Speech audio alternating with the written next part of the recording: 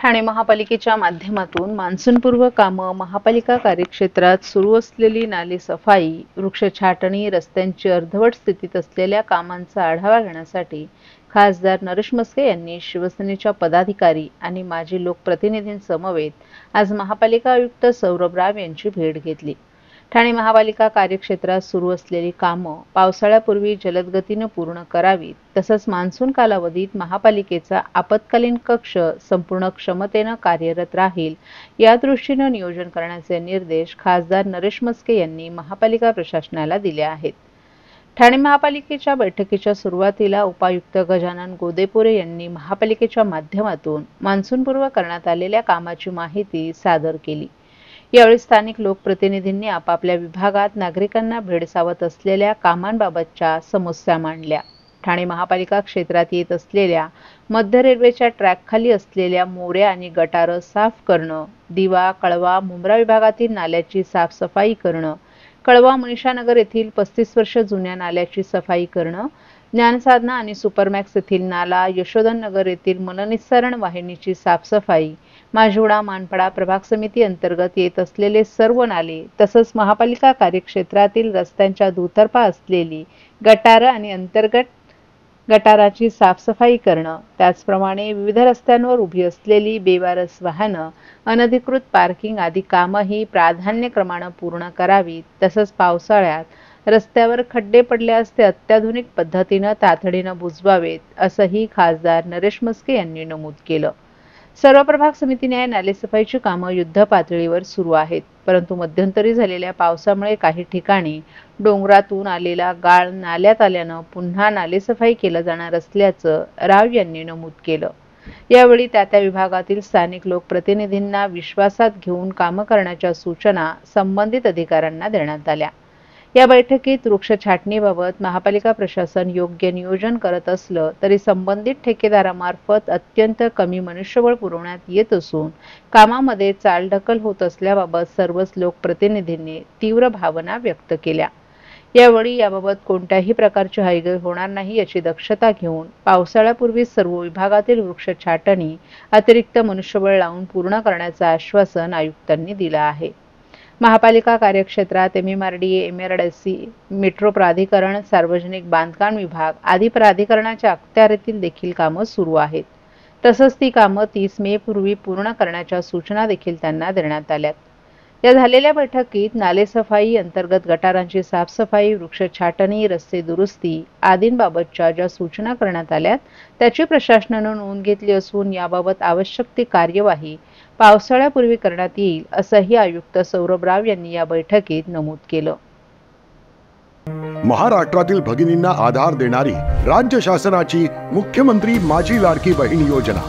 या योजनेअंतर्गत अल्प उत्पन्न गटातील 21 ते 65 वयोगटाच्या भगिनींना मिळणार दरमहा 1500 रुपयाची मदत. अर्ज करण्यासाठी 31 ऑगस्ट 2024 पर्यंत मुदतवाढ. कुटुंबाचं वार्षिक उत्पन्न 2.5 लाख रुपयांपेक्षा कमी असलेल्या महिला पात्र. कुटुंबाकडे पिवळं किंवा केशरी रेशन कार्ड असल्यास उत्पन्नाचा दाखला आवश्यक नाही. पांढरं रेशन कार्ड असेल किंवा रेशन कार्ड नसेल तर कुटुंबाचं वार्षिक उत्पन्न 2.5 लाखांपेक्षा कमी असल्याचा दाखला आवश्यक. योजनेसाठीचा ऑनलाईन अर्ज नारी शक्ती दूत ॲपवरून किंवा पोर्टलवर भरता येईल. ज्या भगिनींना ऑनलाईन अर्ज भरता येत नसेल त्यांच्यासाठी अंगणवाडी, ग्रामपंचायत, वॉर्ड ऑफिस, सेतू सुविधा केंद्रामध्ये किंवा आशाताई बचत गटाच्या CRP यांची मदत उपलब्ध. आता आपल्याला अभिमानाने म्हणता येईल, सुखी आणि सुरक्षित आहे माझी लाडकी बहीण.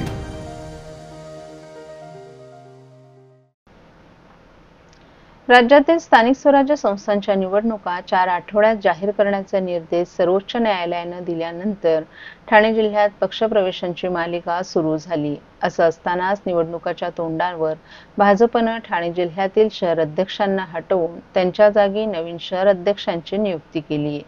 या नव्या सेनापतीच्या नेतृत्वाखाली पालिका निवडणुका लढण्याची योजना भाजपनं आखल्याचं स्पष्ट होतंय. लोकसभा आणि विधानसभा निवडणुकीत शिवसेना शिंदे, भाजप आणि राष्ट्रवादी अजित पवार या पक्षांच्या महायुतीचा ठाणे जिल्ह्यात वरचष्मा राहिला. 3 पैकी 2 लोकसभा मतदारसंघ तर 18 पैकी 16 विधानसभेच्या जागा महायुतीनं जिंकल्या. यामुळे जिल्ह्यात महायुतीचं वर्चस्व वाढल्याचं चित्र आहे. यामध्ये भाजपचे 9 तर शिवसेनेचे 6 आमदार आहेत. या दोन्ही पक्षांची जिल्ह्यात मोठी ताकद आहे. असं असलं तरी महापालिका निवडणुका तिन्ही पक्ष महायुतीत लढणार की स्वतंत्र लढणार याविषयी वेगवेगळे अंदाज वर्तवले जात आहेत. त्यातच जिल्ह्यात इतर पक्षातील माजी नगरसेवकांना गळाला लावत आपल्या पक्षात प्रवेश देण्याची मालिका सुरू झाली असून यामध्ये भाजप आणि शिवसेना शिंदे दोन्ही पक्ष आघाडीवर असल्याचं चित्र आहे. ठाणे महापालिका क्षेत्रातील कळवा भागातील राष्ट्रवादीच्या 11 माजी नगरसेवकांना पक्षात प्रवेश देऊन उपमुख्यमंत्री एकनाथ शिंदे यांनी आमदार जितेंद्र आव्हाड यांना धक्का दिला होता. त्याचबरोबर या नगरसेवकांना आपल्या पक्षात घेण्याच्या तयारीत असलेल्या भाजपलाही शह दिला होता. याशिवाय नवी मुंबई पालिकेत भाजप नेते गणेश नाईक यांचं आजवर वर्चस्व राहिले. मात्र येथील इतर पक्षातील नगरसेवकांना आपल्या पक्षात प्रवेश देऊन आपल्या पक्षाची ताकद वाढवण्याचं काम उपमुख्यमंत्री शिंदे यांच्याकडून सुरू असल्याचं चित्र आहे. एकूणच जिल्ह्यात शिवसेना शिंदे आणि भाजप या दोन्ही मित्र पक्षांमध्ये पालिकेतील सत्तेची लढाई होण्याची शक्यता वर्तवली जाते. असं असतानाच निवडणुकीच्या तोंडावर भाजपनं ठाणे जिल्ह्यातील शहर अध्यक्षांना हटवून त्यांच्या जागी नवीन शहर अध्यक्षांची नियुक्ती केली आहे.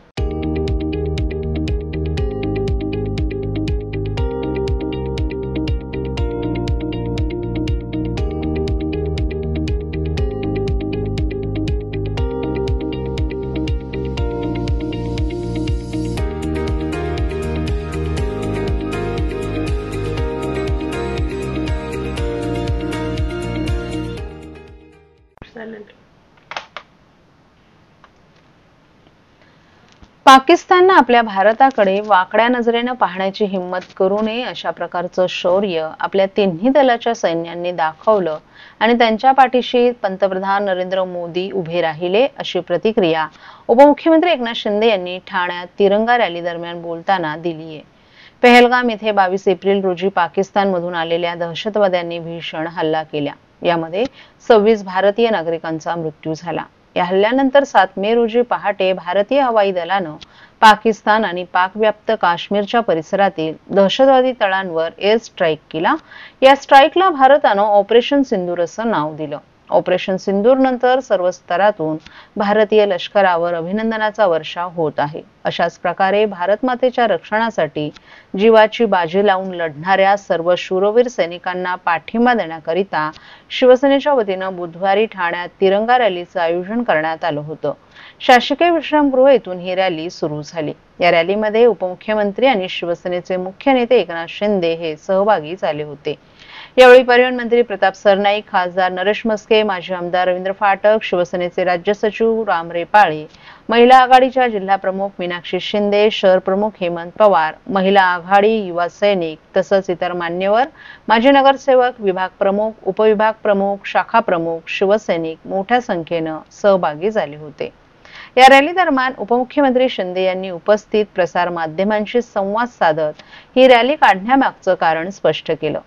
पहलगाम हल्ल्यानंतर दहशतवाद्यांना जशास तसं उत्तर देण्यात येईल असा इशारा पंतप्रधान नरेंद्र मोदी यांनी दिला होता. तसंच लष्करानं दिलेल्या प्रत्युत्तरानंतर गेल्या 2 दिवसात पाकिस्तानची काय अवस्था झाली हे संपूर्ण देशानं पाहिलं. पाकिस्ताननं आपल्या भारताकडे वाकड्या नजरेनं पाहण्याची हिम्मत करू नये अशा प्रकारचं शौर्य आपल्या तिन्ही दलाच्या सैन्यांनी दाखवलं आणि त्यांच्या पाठीशी पंतप्रधान नरेंद्र मोदी उभे राहिले. यामुळेच तिन्ही सैन्य दलाचं अभिनंदन करण्याबरोबरच त्यांच्या पाठीशी देश खंबीरपणे उभे असल्याचं दाखवून देण्यासाठी ही रॅली काढल्याचं शिंदे यांनी सांगितलं. देशामध्ये देशभक्ती वाढली पाहिजे यासाठी तिरंगा यात्रा म्हणजे भारतीय सैनिकांच्या पाठीशी पूर्ण देश उभा आहे आणि म्हणून भारतीय लष्कराने या ठिकाणी पाकिस्तानला धडा शिकवला. आपल्या पहलगाम मध्ये आपल्या बहिणींचं कुंकू पुसलं. त्याचा ऑपरेशन सिंदूरने बदला घेतला. खून का बदला खून से, ईद का जवाब पत्थर से. आणि आता तर प्रधानमंत्री म्हणाले गोली चलेगी तो तोप गोला चलेगा. आणि म्हणून मी आदरणीय प्रधानमंत्री नरेंद्र मोदीजींचं पण अभिनंदन करतो आणि लष्कराच्या तिन्ही सेना यांचं अभिनंदन करतो. आणि म्हणून त्यांच्या पाठीशी पूर्ण देश आहे म्हणून ही तिरंगा रॅली काढलेली आहे.